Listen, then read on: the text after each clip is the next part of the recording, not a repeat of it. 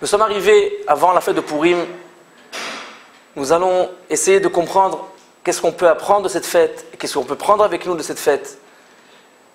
Et plus le jour il est plus grand, plus le Yetzer Hara essaye de nous déranger, de ne pas arriver à prendre ce qu'on doit prendre, les vitamines de la Yirat Shamayim et de la Torah et de la Rouchaniout qu'on a besoin de prendre de cette fête.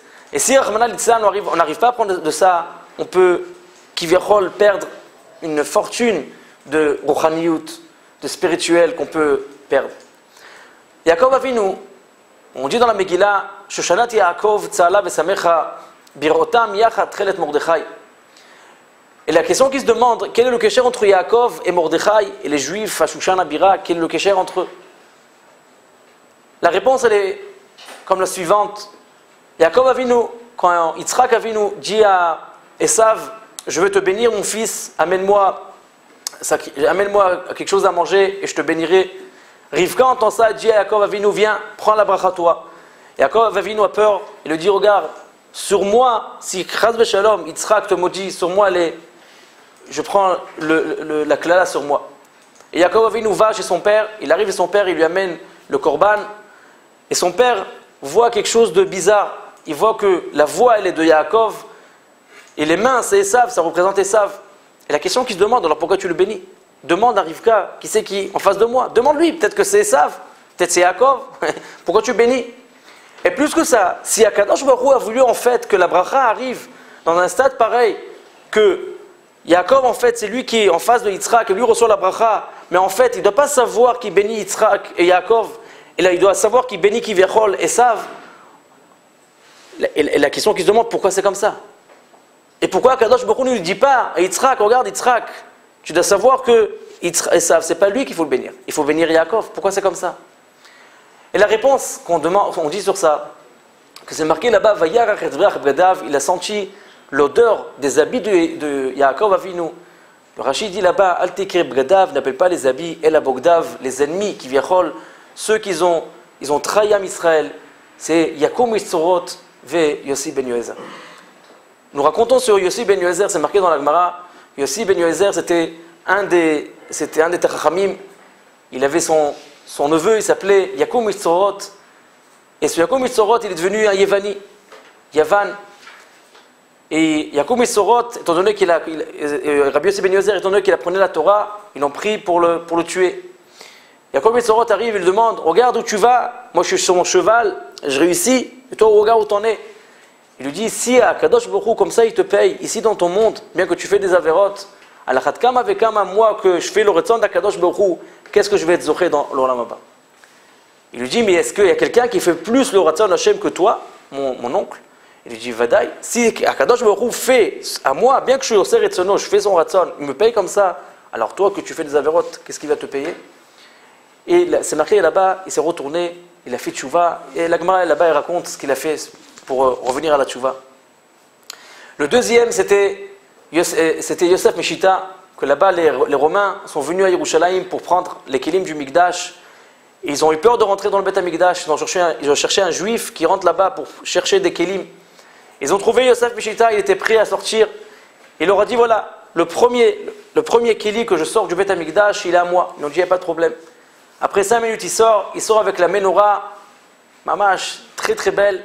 Il dit, voilà, ça c'est à moi. Il lui dit, non, ça c'est pour le roi. Toi tu rentres encore une fois, tu prends un autre keli et c'est pour toi.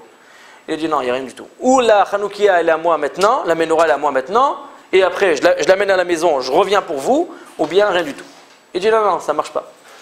Tu vas prendre ça, il dit, il n'y a rien du tout. Ils ont commencé à lui faire des sourim, ils ont commencé à lui couper son corps, et ils ont commencé à crier, Vaili Sheikha Sidbori. Ribono Sholam, je te demande pardon que je t'ai mis en colère, c'est pour ça que je t'ai mis alzen dans toute la Torah. Et là-bas, il a eu Olam Haba. Les deux, Yitzhak Avinu a vu pendant qu'il bénissait Yaakov Avinu. Betsem, le juif veut faire le raton d'Akadosh Baruch Hu. Le juif, il est déguisé des fois avec Esav. Son chitzoniout, son apparence des fois est pareil Esav. Avec dedans, c'est Yaakov Avinu. Et c'est ce que Rivka voulait. Rivka a dit que si Akadosh Baruch Hu, si Yitzhak Avinu va bénir Yaakov Avinu, en savant que Yaakov Avinu c'est lui qui est en face de lui, Alors il savait qu'aucune bracha peut arriver à sa descendance dans Israël. Parce que le bonhomme qui n'est pas dans la darga, dans la darga de Yaakov Avinu, ne peut pas recevoir cette bracha. Et c'est pour ça qu'elle a fait ce changement-là, de dire prends les habits, mets des habits sur toi, et il va croire que c'est Esav, et en fait il bénit Yaakov. Pourquoi? Pour que chacun d'Am Israël, le plus rachok d'Am Israël, pour recevoir cette bracha. Et c'est ce qu'on arrive à Purim. À Purim, on arrive dans un matzav qu'on boit, on sort le date, on sort le sechel. Pourquoi? Pour avoir un Kadosh Baruch Hu. On rentre avec un Kadosh Baruch Hu.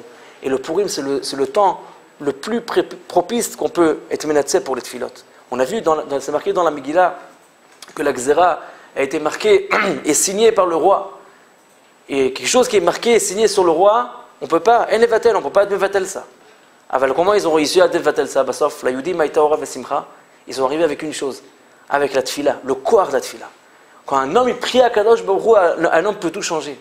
On sait quoi Yom Kippour, comme c'est marqué dans le Zohar Kadosh, Yom Purim Ki Kippurim. Le grand est nitla dans le petit, il est nitla dans le grand. Ça veut dire que Yom Purim il est plus fort que Yom Kippourim. Un homme a reçu des xérot pendant Yom Kippour. Et Akadosh Baruch Hu lui a marqué tout ce qui va se passer pendant toute l'année. L'Ichora, on sait que quelque chose qui a été nommé avec le roi, qui a été marqué avec le roi, que le roi du monde, Akadosh Baruch Hu a marqué sur lui, a signé sur ça, il n'y a plus de takana, c'est fini. On attend jusqu'à le prochain Yom Kippour qui arrive. Là, on nous dit non. À Purim, on a la force de tout changer. À Purim, on peut tout changer. Parce que Yom Purim, il a une force plus que Yom Kippour. Et un homme qui se prend sérieusement pour la tfila, qui prie à Kadosh Baruch Hu, parce que chacun il a une Megillat Esther sur lui-même. Il a Esther Panim d'Akadosh Baruch Hu, Akadosh Baruch Hu qui viachol, il voit plus ce qui se passe avec lui. Là on peut demander à Kadosh Baruch Hu, et quand Kadosh Baruch Hu voit qu'on lui demande, quand la pochette Yad Notim lo Kadosh Baruch Hu nous donne, nous prions à Kadosh Baruch Hu qui nous donne le shefa, la bracha et la tzlacha pour avoir ça Bezrat Hashem Yitbarach.